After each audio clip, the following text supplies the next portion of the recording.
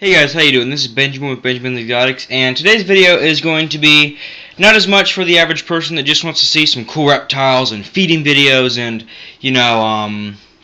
just showing off some of the reptiles and talking about some of the cool genetics behind each one. This video is going to be a little bit different than that.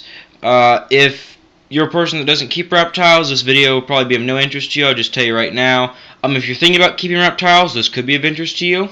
And it's probably something that would be very good to know and be aware of.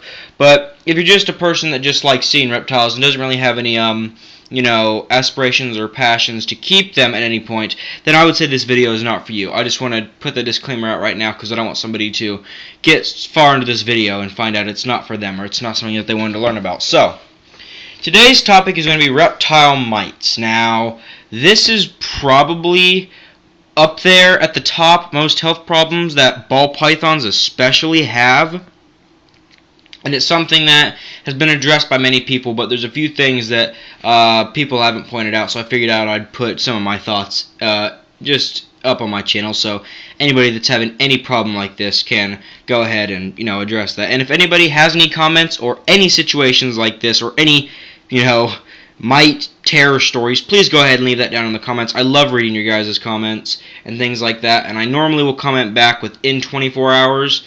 If it goes over that, I'm sorry. I'm a little bit busy sometimes, but I love seeing your guys' comments. So if you have any comments about, mite horror story or any questions especially, please go ahead and leave those down in the comments. And if you like this video, give it a like, and if I was you guys, I'd go ahead and subscribe to the channel because you'll get notifications, and we put videos up basically every day. So, without further ado, without me rambling too much, let's get straight into it. So, reptile mites. What are mites? Basically, to describe it in the easiest possible comparable way, they're like mini ticks. Okay, I'll read what I put out right here. Mites are basically little bugs coming in a variety of colors, but primarily white as babies and gray to black as adults. They live and breed in and on the snake or whatever reptile you have. Primarily snakes. Lizards don't really touch with mites too much, and tortoises and stuff like that don't really get affected by them and don't have them. But they live and breed on the snake as well as in their bedding, hides, and even on the outside of their tank. Yeah, that makes it fun to fight them. So, all they basically are is little specks that are like ticks. They go underneath the snake's scales, and they basically suck the blood of the snake. It sounds bad. It is. It's not as serious as some people, put it out to be, but it is something that you do need to address because it can make your snake not want to eat, so it can affect their feeding, it can affect their all well-being, and it's just miserable to have all these little things, biting into you and sucking your blood. It's just horrible, absolutely horrible. So what causes mites?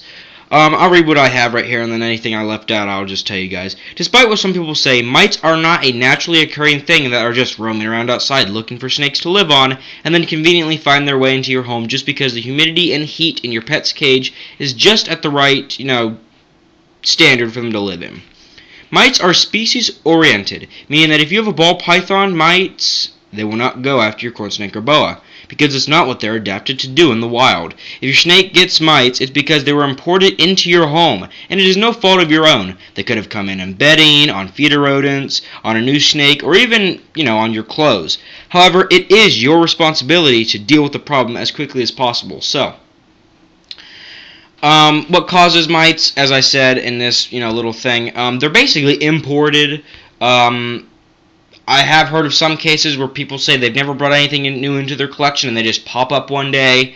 That's not really how they work, but it's normally you're bringing them and importing them on something. Bedding, a hide, a plant, whatever. They're coming in, because they live in Africa, the mites, right? They feed on the ball pythons that are in Africa. They don't live here. So what happens is people bring imports into this country.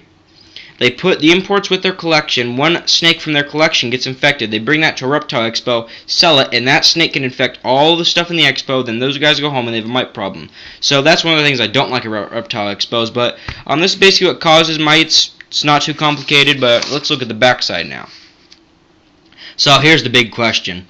We already know what causes them. We know, what they are. So how do you kill them? So while there are many products out there such as Prevenamite and other sprays and repellents, I've had the most success personally With just taking, the snake out of the cage, applying a simple mite formula that is sprayed onto the snake, avoiding the head and mouth that is available at many pet stores and kills mites on the snake. Warning, and this is a big one, you must read the instructions for your form of treatment, as some products like Prevenamite and others can blind, paralyze, and in the end kill your snake if used incorrectly or applied directly. So, how do you kill mites? The most effective way I've had is just like with a cage right here. Strip the cage down, I put paper towels on the bottom, take all the bedding out, throw it away, bleach the cage down, the outside and the inside, make sure the lid's clean, I even spray it down and, wipe it off if it's, a screen lid or if it's just this. Sometimes I even change out the light bulb, normally not because the light bulb is really hot and it'll just kill them on contact, and all the hides and everything gets bleached. And I normally do a 1 part bleach to 8 parts water, or something around there. It's not always exact, but something like that. And besides that, you can get little spray bottles like this at the pet store. It's called mite spray. Just go there, you spray it on your snake. They say you can spray it on the eyes. I always avoid it. Never around the eyes, mouth, or heat pits. I always keep it away from there. But just their whole body and tail. You spray that down with this, and this has worked very good for me. Now, this is just water right now, but this is actually one of the water bottles that I've got before with the mite spray in it. So I normally get a little bit more powerful of a solution that they don't normally sell at the pet stores that you can get online and mix up yourself, but that's just me. So we know what mites are, we know how they get into our pets' cages, and we know a few ways of treatment. So here's a big question: how do we prevent them? So it's very simple. I've talked about this before. Quarantining new reptiles that come in. As you guys can see, this is not my main reptile room, and my boa downstairs is not my main reptile room because I would never want to, have mites or any kind of disease, get spread to snakes. So quarantine is key. I always do this after you come home from an expo. Nobody should be allowed into your reptiles' room or around them if they haven't showered and taken all their clothes off, because all it takes is just a few mites on your clothes to get into that cage and the whole thing's infected, and then you have to clean it out and it's a mess. This is hard to do. If you can, do it. I personally used to do it, but I have a supplier now that I've had no problems with, which is Reptile Basics. I think they freeze it pre-hand, so you have no mites coming in, but some stuff like Zoom Ed, I've literally got that, and the next day I have mites. So Zoom Ed does not freeze it. I believe Reptile Basics does, but if it's Zoom Ed, their forest floor, definitely you got to freeze that cypress mulch because it will carry mites. And always be cautious when bringing your snakes around others of the same species. So mites suck absolutely crap, and you have to take some precautions to work against them.